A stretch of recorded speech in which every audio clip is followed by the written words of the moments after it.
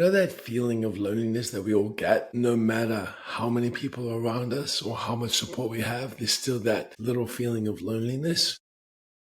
Well, I get that quite often, and that is what this podcast is about. My name is Pedro Relvas. Welcome back to the iAlpha project, guys. And today I want to discuss something that I find has been particularly challenging for me personally. Being peg fed is definitely a very unique lifestyle. When people look at me, they don't often see that I'm sick, which is quite a compliment. I also set myself some goals.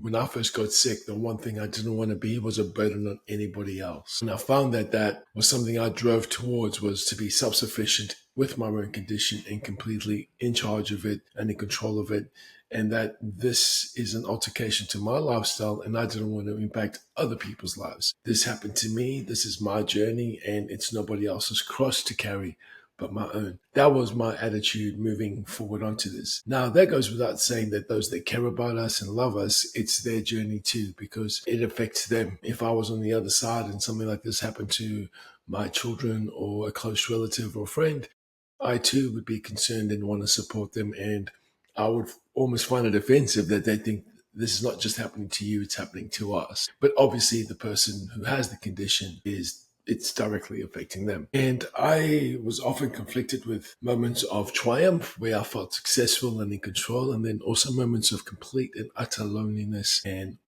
ostracized from society, you might say. I genuinely feel like that even from time to time. I mean, eating through a peg feed is very much a social aspect as well, because food is a social and communal activity that people do. We come together for meals, for coffees, for celebrations, for discussions. It is often a form of social connection. So not being able to eat can create a little bit of havoc with that. Even just simple things like anniversary dinners or birthday dinners or even dates. You know, when you don't have the ability to use food as a social aspect, it can create a kind of like a social discomfort, you might say, with regards to what activities are we going to do to create a connection. But going back to me, I feel I did such a good job that quite often people have forgotten that I have a peg feed. One of the best compliments people can do is actually ask me and say to me, do you want something to eat or drink? And they quickly apologize saying, I'm so sorry, I completely forgot. And I go, no, please, no apology necessary. I love that you forgot. Thank you, I'm fine, or whatever the case is. So I never take offense to that. But I have been confronted by having my condition thrown in my face from time to time. And unfortunately, I co created those situations in the sense that whatever the discussion or argument was, I've also learned that my condition can be quite confrontational to people.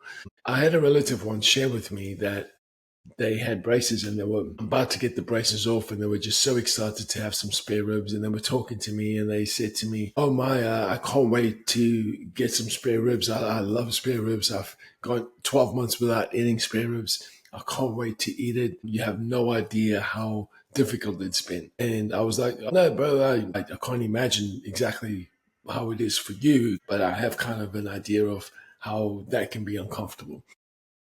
And at that moment, they completely turned around and said, well, there you go again, trying to make me feel bad for bringing up your condition. I didn't, got straight onto the defensive. Looking back at that, I kind of say I probably got a little bit defensive initially, because when they said that, I kind of took offense to like, what do you mean I don't know at all what it's like? So my reaction was defensive. And looking back, I could have just said, I can only begin to imagine how difficult that must be for you. And that's the truth, because I understand my difficulty, but I can only imagine what it's like for you. And that's exactly the right answer with everything. It's like we can only imagine what it would be like for somebody. Because even if we are in the exact same circumstance, we are not the exact same people. We are all different. We are all unique. And that brings me to the point that I was trying to make with regards to feeling lonely. So I have a lot of these moments where even though I'm fully supportive and loved and accepted for who I am, I still have moments where I feel completely alone. And the reality is, what I do in those moments is I remind myself, no, this feeling of loneliness is not a feeling of loneliness. It's a feeling of uniqueness. There is only one of us. There's only one of me. There is absolutely only one of you. So when we feel lonely in our journey or unsupported in our journey, we need to try and shift that around and look and say, wait a minute, this is a feeling of uniqueness. It's something to be reveled in, meaning that there are so many other people out there with tubes that are tube fed, but every single person has their own reasons and unique journey to that tube. They all have their own separate conditions, their own lifestyles, their own character, and their own loving energy. So even though we're all in the same circumstances, we're all different people. You could argue that if you do not have that feeling of loneliness, then you would just be like anybody else. There is no one like you. But that feeling of loneliness reminds us that there is only one of us. And switching that feeling into a positive to understand, okay, I feel lonely. It's not lonely. It's that there's only one of me. Only I will ever understand what this is like, and no one will ever understand exactly what it feels like for me. And that's the reality, I believe, in every circumstance. No one is ever going to understand us completely. I mean, it's kind of ridiculous if we're expecting other people to make sense of us when we can't even make sense of ourselves. I'm still learning to make sense of me, to understand me, to look at what are my belief systems or versus what are my learned belief systems. I'm still growing every single day and learning more about myself every single day. So that feeling of loneliness is absolutely normal, and more often it is necessary to show us that we are alone physically in our journey, but we are not alone energetically. So the moment we feel alone, it could be because we've disconnected. So when we feel alone, remind you, the moment you feel alone, you turn back, wait a minute, this is feeling of loneliness. That means there's only one of me. No one is like me.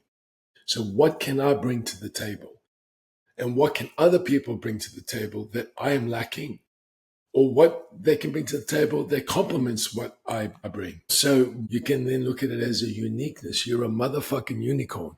You're the only person out there like you. There's nobody else like you. So now how do we connect ourselves with other people that are uniquely different as well? So for me, in this journey, whether you're a mother or a father looking after somebody with a condition, even you would have experienced those feelings because other parents would struggle to relate. And the dynamics in any relationship are different regardless of the titles. There are many married couples, but every single couple has their own dynamic. So we are always doing our best to live our journeys in conjunction with supporting others in theirs, if that makes sense. Our journeys, ours alone. It would be very selfish of me to expect somebody else to give up their journey just to be a part of my journey. Why would I do that for anybody else? Why would they do that for me? The truth of the matter is we can amalgamate our journeys and we can all grow together. So that feeling of loneliness to me is now become just a constant reminder of my uniqueness.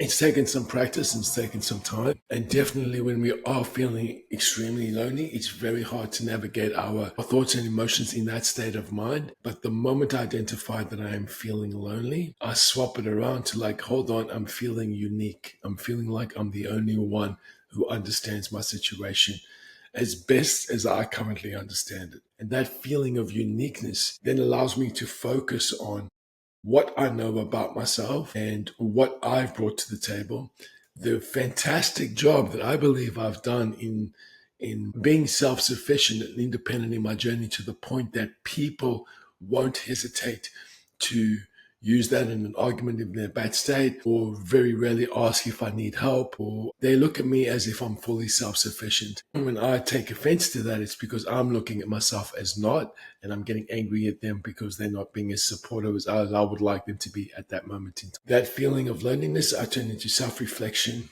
I turn into ownership of acceptance about who I am and that I'm in charge and the captain of my journey. And then from then onwards, it's about me creating connections with other captains. We're all captains of our own journey, guys. So remember, it's just a reminder that you are unique and one of a kind. And we're all blessed to have you in our journeys.